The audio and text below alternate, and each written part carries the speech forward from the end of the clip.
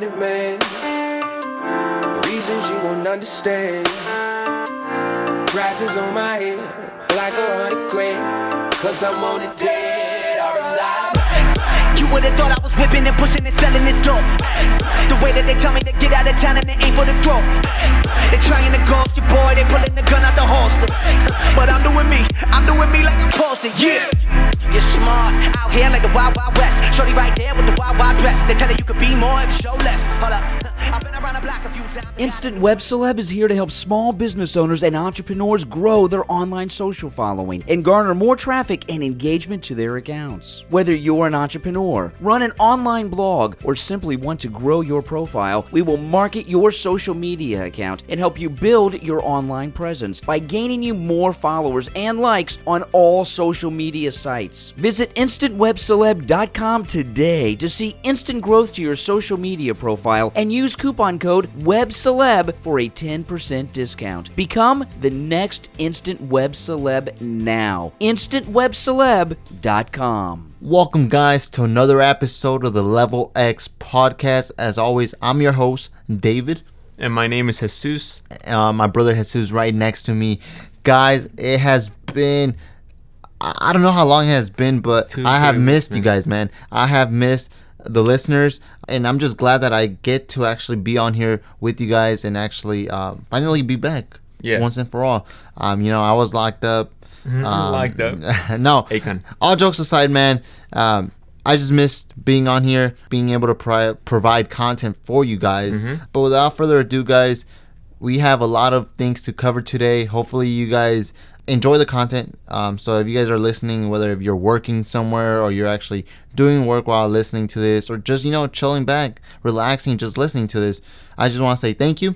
But we do have books to discuss, some dope topics to discuss as well. You want to say anything before we get on with the show? Just thank you to whoever has listened to episode 1 through 10 of the Level X podcast. This is officially episode 11. So we've been doing a podcast now for 10 straight weeks, and then 2-week hiatus, and then this is our 11th official episode. So if you've stuck with us throughout, I hope that you can see some improvement. Also, we just want to say thank you for giving us support, and especially if you follow us on the Level X podcast Twitter account.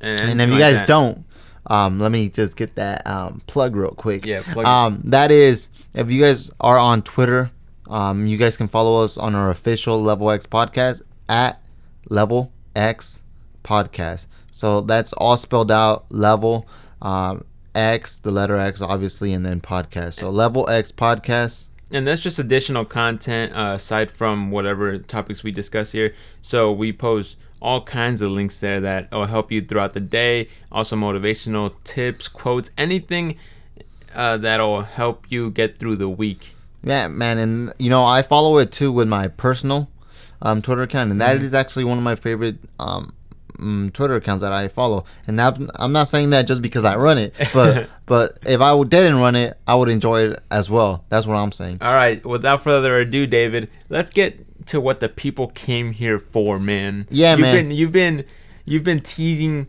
your book for quite a while now. So what book? No, let's not get ahead of yourself, man.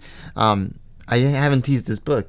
Remember, we have been gone for 2 weeks now. 2 weeks. Oh, you're right. I was thinking about the other book that you've been teasing since like 2 weeks ago. Yeah. My bad. So this isn't a book I think that you guys are familiar with. However, this is a book that you guys are definitely going to enjoy, hopefully, because I enjoyed it. I enjoyed it. And I know what you guys are thinking. Well, what is the book? Well, the book is Brain Rules: 12 Principles for Surviving and Thriving at Work, Home and School by John Medina.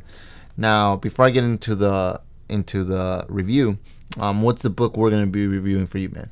I'm gonna be reviewing The Willpower Instinct: How Self-Control Works, Why It Matters, and What You Can Do to Get More of It. And this is by Kelly McGonigal, PhD.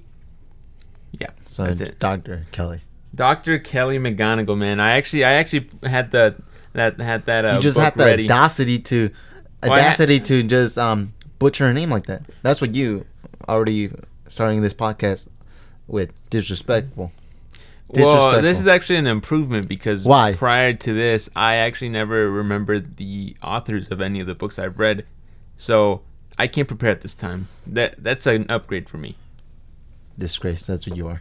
But let's get on with the show, guys. If you are barely logging on or barely listening to this podcast at this specific moment, I am going to be reviewing Brain Rules again by John Medina.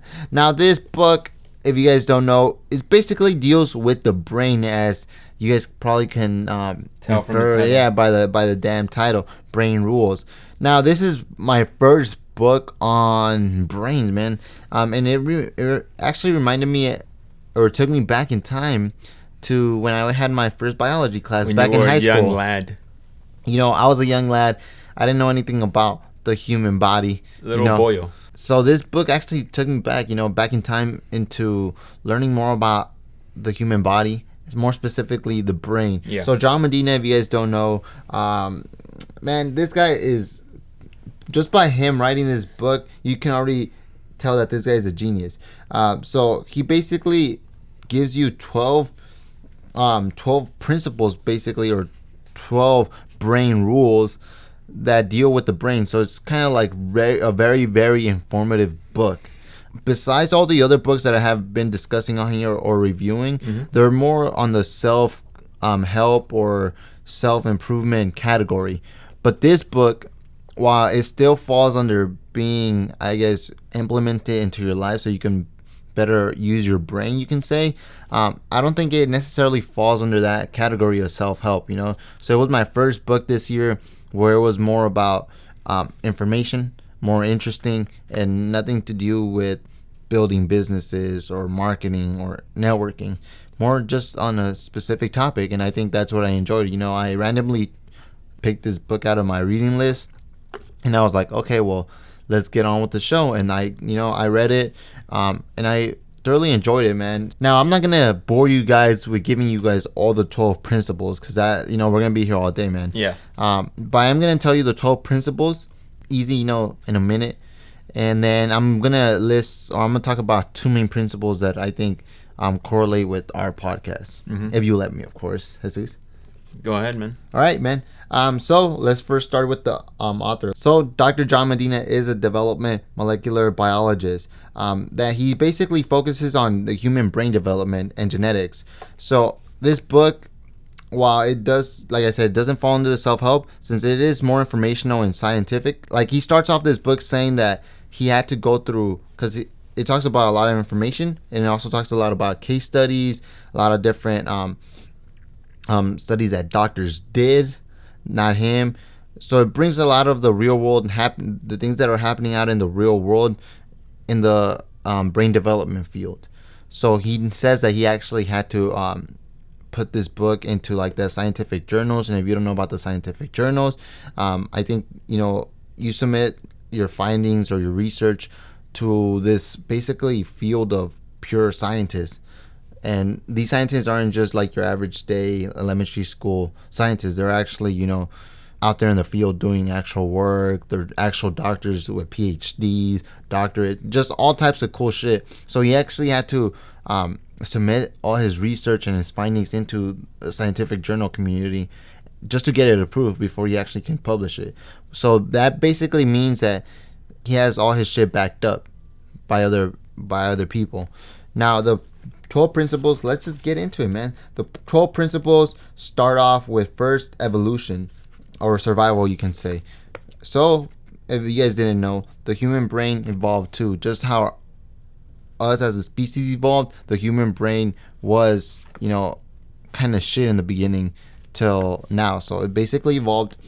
Rule number 2, exercise. If you guys didn't know this, and we're big advocates of this, is exercise. So exercise boosts brain power.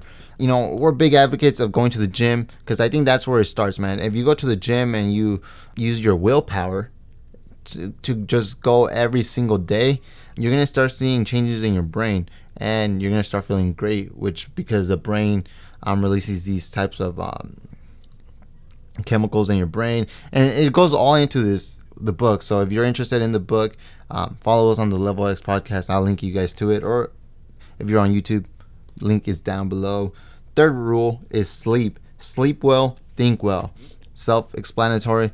You guys need your sleep because the brain needs it. 4 is stress. Stress, brains don't learn the same way. So I think we talked about this, man, like where it kind of relates to sleep as well.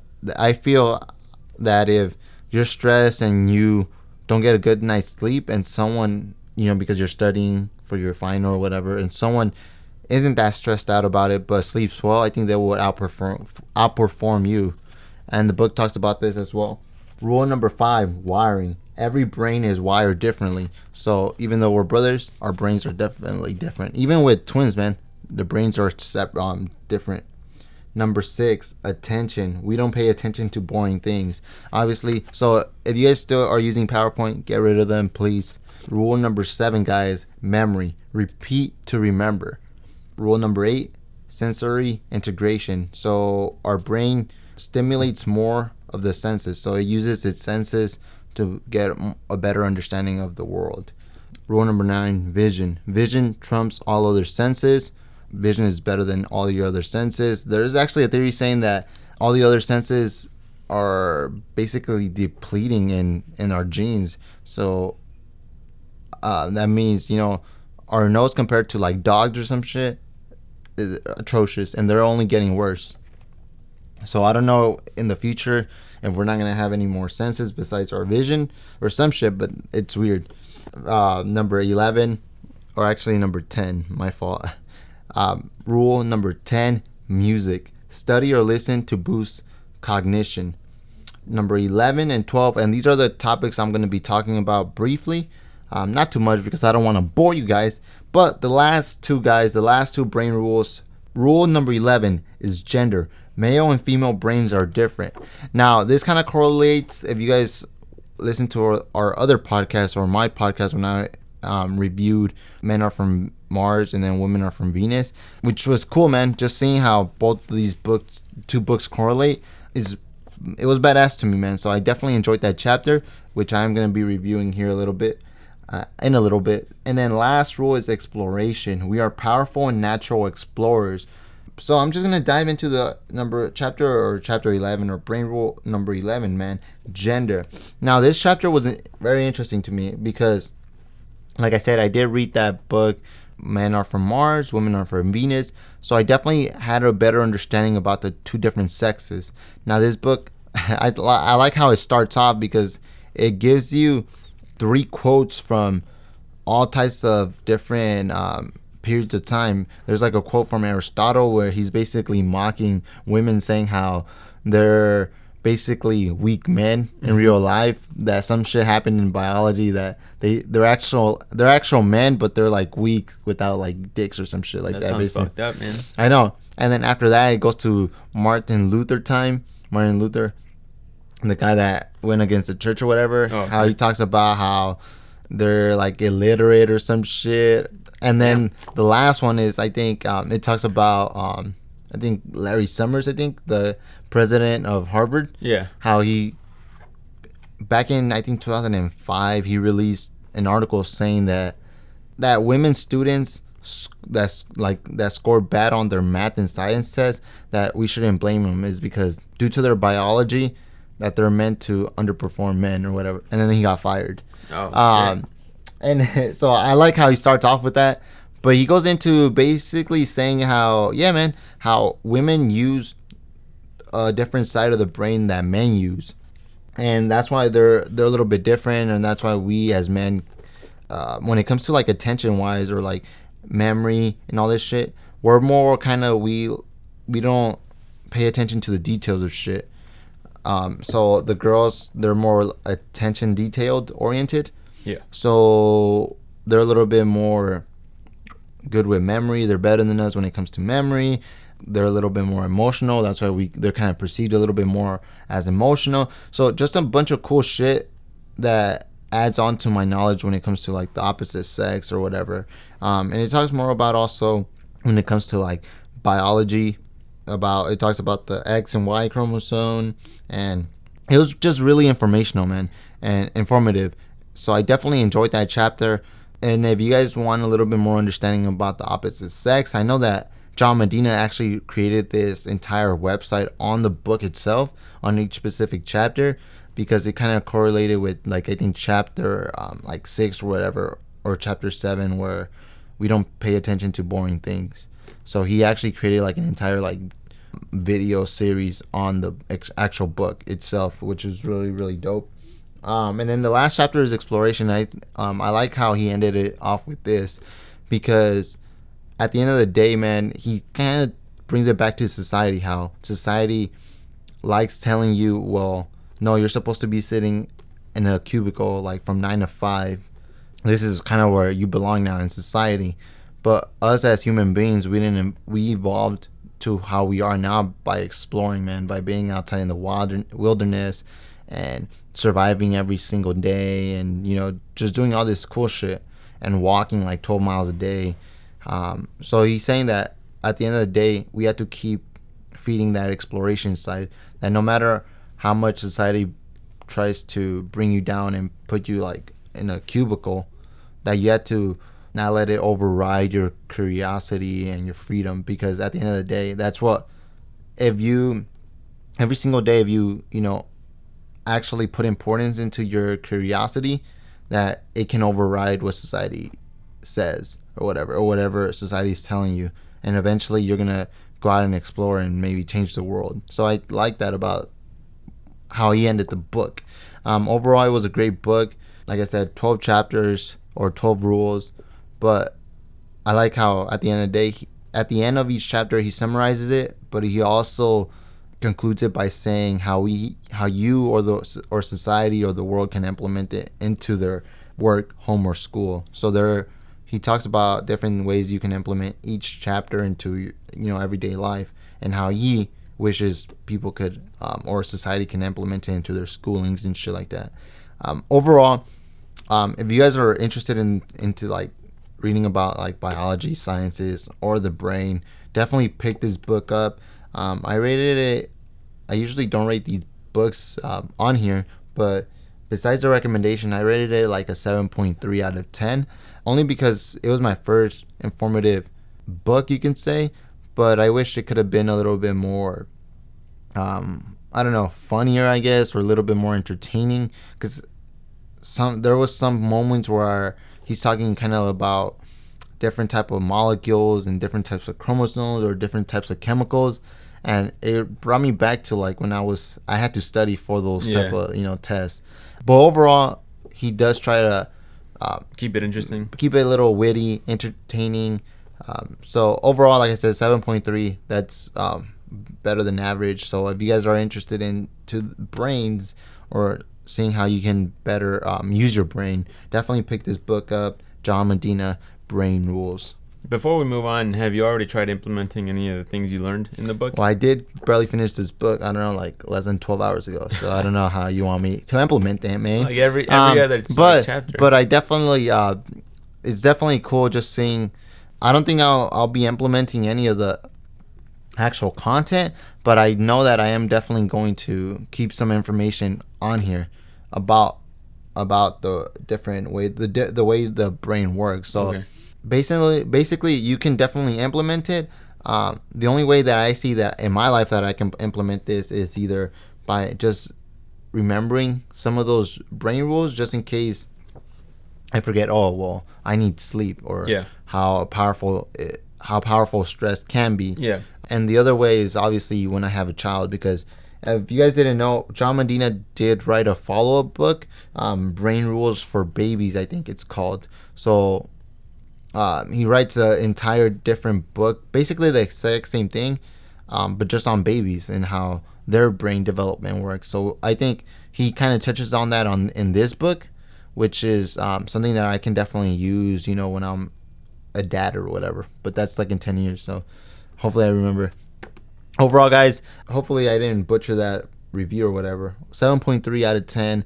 I'm a little bit more strict, I guess you can say, or a little bit more harsh when it comes to books, but definitely 7.3, so a little bit better than average. Let's talk about your book, man. All right, so the Willpower Instinct by Dr. McGonigal, man. the way I'm gonna set up this little review is I'm gonna go ahead and give you a summary of what the book talks about, the topic, as well as what I felt was the main weakness and the strong points. And then I'm gonna end it off by just giving you my 2 favorite chapters in the book, because the book does cover 9 chapters, each with different techniques and tips to help you better maintain your self-control. So what is self-control? It's basically the thing, obviously, that if you've ever struggled with like procrastination, addiction, with anything, self-control is the thing that helps you stay on track, right? Stay on track to meet your goals or to do anything that you set out to do. Obviously, at the end of the day, they are just goals. So everyone deals with it, man. Everyone deals with procrastination, whether it be, having a hard time starting their homework, maybe having a hard time starting on a project at work, or even just doing daily goals like running your errands. I know a lot of people, they put off their errands and they put off making appointments to the doctor and anything in between. So that's why self-control is so important. Basically, they describe it as just having the willpower to do these things. Yeah. Now, you might be thinking, well, because I first started this book because I was having a hard time staying focused on my goals and actually motivating myself to complete my goals. So I was looking for a book of this nature. I found this other one called Self-Discipline, but that book wasn't being rated very well. And then I went on Goodreads and someone recommended this book to me through the Goodreads reviews. For some weird reason, I think you're logged in through. I didn't know you had an account. I did. I just made it. Oh, okay. I just made it not long ago. Yeah, it's weird because I log in through my computer. Yeah. And then I go on to like Goodreads sometimes. Yeah. And I just saw you right there, man, popping up in what do you mean? Your little profile. Oh, like my profile? Yeah, yeah. Jesus? Yeah. Damn, that's crazy. Yeah, I just made mine not that long ago, so that's funny. So yeah, shout out to the person whoever recommended the Willpower Instinct. You the real MVP. But anyways, so that's what willpower is. It's basically having the power to will yourself to accomplish your goals, even though you don't want to do it. Now, does a doctor talk about it being like a muscle? Because I have read some self-discipline books in the past, and they kind of talk about it being a muscle type. Yeah, it used a muscle as a metaphor. The more you exert willpower, like any muscle, it'll get tired if you exert it too much. So you do definitely need to limit yourself to how much you actually exert your willpower, like a muscle. But at the same time, the more you use it, the stronger it becomes. Oh, wow. So that's how it described it, as a muscle. But crazy. Even if you don't necessarily have goals, let's say you're not like business oriented or anything like that, it does appear that according to the Dr. McGonagall here, people who have better control of their attention, emotions, and actions are better off almost any way you look at it. They are happier and healthier. Their relationships are more satisfying and last longer. They make more money and go further in their careers. They are better able to manage stress, deal with conflict, and overcome adversity. They even live longer. Okay. And then it goes on, which I think was super powerful, is that people with self-control actually do better in school than people who have no self-control but are actually more intelligent. Now, I was going to say that. Now, that sounds obviously self-explanatory as to the reasons why. But if people don't know, why do you think those individuals do a little bit better besides obviously avoiding putting work off or whatever? Like, what do you think? Now, is it part of their genes or something, or what? Yeah, I think part of it is in their genes. They're just kind of go-getters. But I think a lot of the times it's how you were raised, man. Because if you were raised with like discipline, you kind of, or you have that ingrained in you once you actually start school. You know that you're supposed to get home, do your homework. Especially if your parents like make you do your homework immediately. Because I know people who make their kids do homework immediately, or at least I knew them when they got home. Okay. Or I knew someone whose parents made them do that. But anyways, crazy. So I think that's how it becomes ingrained in you, like having those traits or those qualities of being disciplined, of knowing that you have to do a task no matter how boring or arduous it might be. Now let's say I'm really getting into like the self-improvement community, and I have trouble with procrastination or whatever.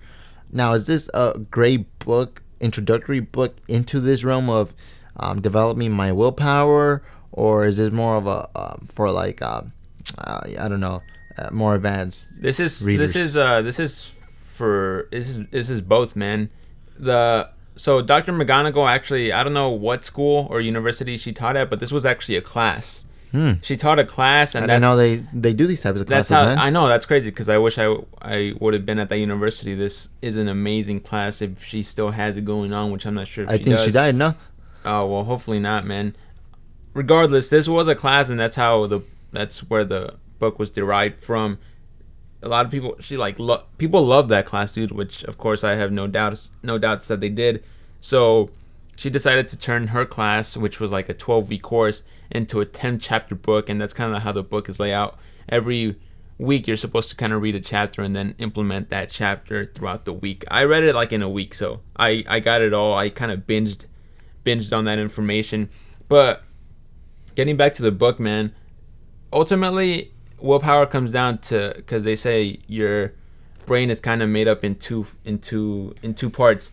One part is obviously the one that acts on impulse and seeks immediate gratification, while the other part is the one that controls our impulses and delays gratification to protect our long-term goals.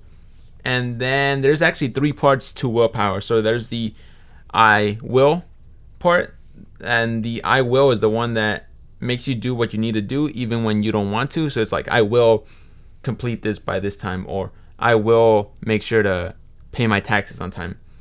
There's the I won't part, which is the one that helps you to resist temptation. So whether you're on a diet or something, it's the one that says, I won't eat that donut, I won't cheat on my diet. And then the last part is, I won't cheat on my wife. Right. Just to get that clear. No, yeah, that's what it is, man. If you have problems with infidelity, man, this is also for you, man. It's for anyone who has troubles with temptation, with willpower, with addiction, with anything like that. And then lastly is the I want part. And I think that's the one that is like kind of the backbone of willpower, because it's the one that helps you kind of become self-aware of what it is you truly want. So let's say you are on a diet. What you truly want isn't to eat that donut, it's to lose weight. It's your real goal. So the I want one, it's kind of the one that helps you to remember what you really want and motivates you when it matters. Moving on, lastly, the main thing I feel that bogs this novel down is that although it does provide you with all these techniques and all these methods and all, it really gives you a lot of great information. Like, none of the information I think really builds upon each other, so the chapters don't build on the last one. It kind of just gives you all this information, and I think you could really just kind of, apart from like chapter 1, which sets the layout of the book, every other chapter you could kind of read it individually and you won't really miss anything from the previous chapter, because like I said, they don't build upon each other. So after a while I kind of was like, well, I'm just really like getting it, like I'm just really reading information to read information at this point. Like, I didn't feel any connection between the chapters, which in my opinion, that is a weakness of the book. So that's what I was actually going to add. That, you know, some individuals don't, or some people don't even like a book being kind of like a story. You know how a story adds on to it? Yeah. Because my book is exactly like that, but I didn't think that was more like a weakness of any sort. Well, I definitely did feel that this was a weakness, because I didn't feel the book getting any more profound as I went on. And with a book like this, I think it would help for someone to become, as you read on, you feel like you should become more invested. At that way you can actually want to motivate yourself to keep reading and to learn more. But after a while, I kind of lost that motivation. I was like, I kind of don't want to read. I feel like I already learned everything, even though there was more to learn. I feel like, it wasn't essential for me to read the rest of it, because it wasn't going to build upon what I already read. Okay. Now, does the doctor tie everything in together at the end? At least tell me she does, man. Please. That was a pretty great ending in that, although she didn't, like, I don't know what you mean by tie in, but she definitely did. Just tie everything together. She did go like over what we learned. Actually, you know what? She did tie everything in. I'm not gonna lie. Thank you, doctor. It was pretty good. It was a good ending. Finally, guys, like I said, I do want to I do want to just discuss these two chapters because I feel like they're so important if you are struggling with meeting your willpower goals. And that's what it is. This book helps you set goals and then gives you the techniques to help you reach those goals. So I definitely did find it's very interactive, and I think that's what sets us apart from the other self-discipline books I read. I'll say self-discipline and willpower, they're pretty much the same thing.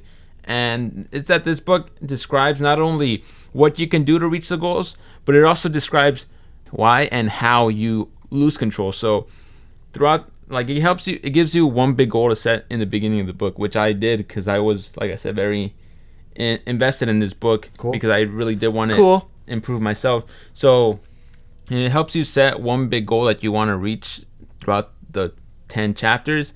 And I'm not gonna lie, guys, I failed on my goal multiple times, but the book does a great job at just explaining why.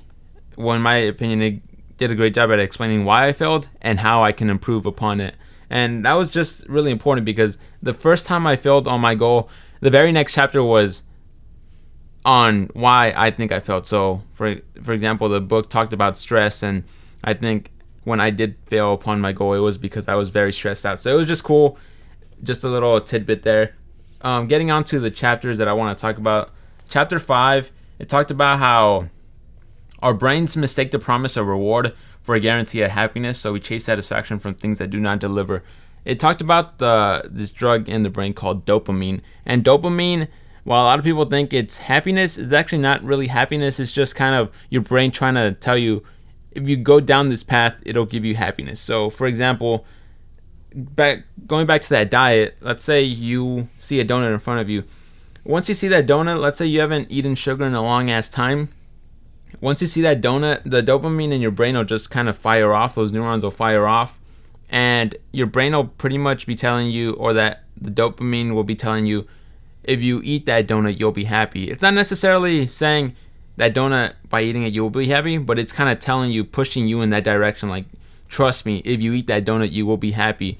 But of course, what happens once you eat that donut, you kind of feel like crap because, you failed your goal, and also at the same time, you knew deep down inside you didn't want that donut because you knew that it was bad for your health. So that's why our brains are kind of fucked up in a way that the dopamine will kind of tell you, trust me, like, if you go down this path, which is obviously the bad path, it'll kind of try to convince you that that's the right path to go down to. Now, doesn't dopamine also get released like in the good type of shit too?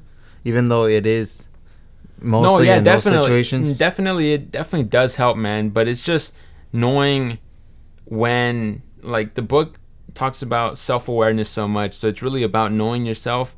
So although there are good types of, like, situations, like, for example, a rock concert or something great like that, but there's also the bad ones, like the donut or delaying your homework or something like that because you want to watch YouTube videos. See, the dopamine will tell you, oh, trust me, go on YouTube. Like, YouTube, it'll make you laugh or it'll make you happy, but in reality, you're just delaying doing your homework, and by the time you realize that it's midnight and your assignment's due, it'll be too late. But yeah, dopamine can be good in certain situations. It's never good to completely remove that part of your brain because then you'll be left with no desire to do anything. But moving on, like, that's what chapter 5 is about, just explaining how dopamine can be good, but it can also be bad. So it's really up to you to kind of figure out, okay, well, these are my goals, this is what I truly want, and these are, like, kind of my red flags over here. So moving on from that, the next chapter, which actually was the last chapter, is chapter 9, which I really enjoyed, which kind of helped to, like, I really reinvested myself when I read chapter 9 because, like I said, for a while I was like they're not building upon each other. I'm kind of losing kind of my motivation and continue reading. But then chapter 9 brought me back because it was so great. And that's the main concept was trying to suppress thoughts, emotions, and cravings backfires and makes you more likely to think, feel, or do the thing you most want to avoid. So that basically means that trying to suppress your urges or just kind of make your brain want those things more. So it's actually cool because the book started off with the example that Dr. McGonagall was in class and she told the students, don't think about an elephant. And what's the first thing you're going to do? You're going to think about the elephant. And then you're going to tell yourself, no, stop. Don't think about the elephant. The more you try to suppress it, the more it'll keep coming and coming and coming. That's crazy. So that's what a lot of... Go ahead, brother. No, I was going to say that, like, that's crazy how it's true. Yeah, it is true. How people can manipulate you and take everything from you. Okay, well, let's not go down that path. But I think this book had to do a lot with addiction, man, and urges and temptation, because once you kind of feel an urge to do something, to eat a donut, to watch a YouTube video instead of doing homework, your first response will be like, no, stop. Like, you'll kind of slap yourself on the wrist and be like, don't think about that. But it'll actually worsen the situation because your brain will actually want to keep thinking about that even more. So one of the things that you can actually implement today was to accept those cravings, just to not act on them. So they gave like a 4-step process on how to do that. First, you notice that you are thinking about your temptation or feeling or craving. Accept the thought or feeling without trying to immediately distract yourself or argue with it. Remind yourself of the white bear rebound effect, which is the fact that if you try to suppress the thought, it'll actually just rebound harder to you and get stuck in your brain even more. Third, step back by realizing that thoughts and feelings aren't always under your control, but you can choose whether to act on them. And lastly, remember your goal. Remind yourself of whatever your commitment is. But just that, man, I thought this chapter was perfect because another great tip that it gave was not to identify yourself with your thoughts. And that a lot of people, when they fail their goals, they kind of tell themselves, oh, you're a piece of crap, you're terrible. Like, they kind of bring themselves down. But a good tip is not to actually identify with those thoughts. Thoughts will come up, urges will come up, but deep down you gotta realize you are not your thoughts, you are your actions. So even though you might be telling yourself, yeah, I really want that donut, or I don't know, I really want to like smoke some weed or something, you're not really your thoughts. You know who you really are, and it's all about becoming self-aware, man. Realizing who you truly are and what you really want. And that way you can kind of separate yourself from your thoughts and get over those urges, because those urges eventually will go away regardless if you eat that donut or whether you decide to step back. The urges will eventually go away. So it's good not to identify with your thoughts, especially when they're so negative. That way you can actually resist the urge or the temptation.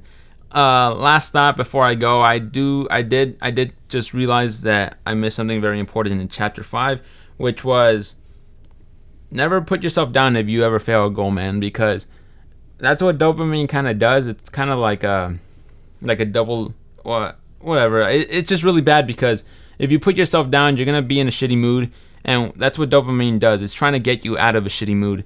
So let's say you eat the donut, man, and it's like a downward spiral. Yeah, it's a downward spiral. Once you eat the donut, if you ever tell yourself, oh, you suck because you ate that donut, you're gonna feel like crap. Or like telling yourself, hey, fatty. Yeah, exactly. Like, I know people might do that as a joke, but yeah, it's just super bad to ever criticize yourself like that, man, because you say, hey, fatty, the first thing you're gonna do is you're gonna like feel low, and the thing that the dopamine will lead you to is, well, you're feeling low, I don't want to feel low, here, eat another donut, it'll make you feel good. And we all know that's just like a goddamn downward spiral. So I want to rate the book an 8.3 out of 10. What the fuck? Definitely the best 8.3 willpower self-discipline book I've read so far. You actually giving the doctor this high? Dr. McGonagall, you came through. Thank you so much for writing this book. I'll definitely still implement the knowledge I've learned. Can we get her on like the future podcast, maybe? Man, it's hot as hell in this room, man. I'm sweating a waterfall over here, dude. God damn. But yeah, Dr. McGonagall, man, I'll follow you on Twitter. Hopefully David's wrong and you're not dead. But let's hit her up. Let's hit the doctor up. Let's see what she says. If you're struggling with reaching me, if you're struggling, god damn, it's hot in here, man. It's hot in here. If you're struggling with reaching your goals or resisting temptation. Why are you sweating, man? Because it's goddamn hot in this room. Cool. just go read the Willpower Instinct, man. It will not just go fuck all the other books that the experts are recommending you. This is the book you need to be reading. But aren't you the expert recommending you this book? Isn't that a contradiction? Bro, that's a paradox. But Fuck. fuck. So links down below on the books that we just discussed right now. Thank you guys so much for listening to this podcast. No. Before we leave them off, God damn, it's hot in this room. Before we leave them off, guys, let's talk about the entertainment side of things. And this could be quick, man. Because I wanted to just talk about this or just mention this. What is it, man? What is it? The NBA free agency is starting tomorrow. Yeah. Okay, so that's gonna be real big. It's gonna be wild. Real big news there. Yeah. But I'm not gonna talk about free agency here. I want to talk about, or at least just tell them as to what, we finished our books. So maybe they're thinking, well, what do you guys do on your downtime as well? Obviously we read books, but we also do our businesses here and there. In our downside, I am building, I mentioned this like 2-3 weeks ago. I am building my YouTube channel. Yeah, my YouTube channel. Just to review movies because I like films, movies, and shit like that. Game of Thrones ended as well. We watched that. So I am definitely gonna. The video is already shot. I just need to edit. So hopefully by this weekend, you guys are gonna get the first video on that. Hopefully. So I want you guys to support if you guys enjoy movies. But before we leave you guys off, you actually recommended me a TV show that I kind of want to recommend to them, and hopefully maybe talk about that as well in the future. Award-winning show, Emmy-winning for best drama. You heard of it. Your mama's heard of it. If you haven't heard of it, then you're gonna hear about it now because it's called Mr. Robot. And it's on USA, the USA Network, which I didn't even know they had any good shows on there. That's crazy. That's such a surprise to me. You didn't tell me that. Yeah, no, it's on USA. Shout outs to USA, man. They actually picked up an award-winning show. That's tight, man. When I know, I thought you were just gonna say the award-winning show was WWE Raw. Oh, well, that's the longest-running show on cable network, on cable TV. But USA, man.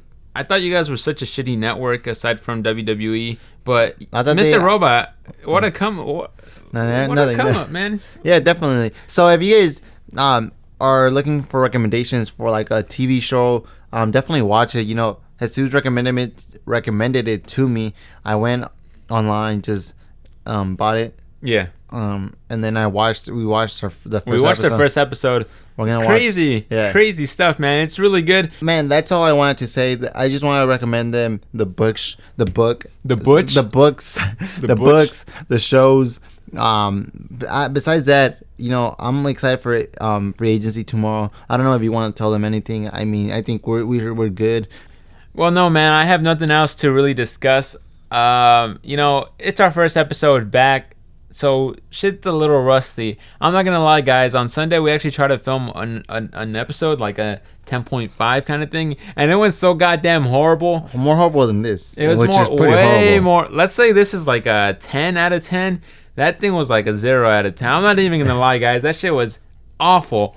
But hopefully you guys enjoyed this. Follow us on our social media sites, man. Follow us on our social media sites. Email us lvlxpodcast@gmail.com. Link down below on the name because I'm sure I got that wrong. I don't remember our email. But email us your questions, man. We're trying to have a conversation. We're trying to be chill with you guys. We really want to know what you guys think about the podcast. So leave a comment, leave a review, leave a tweet on our Twitter account, LevelXPodcast.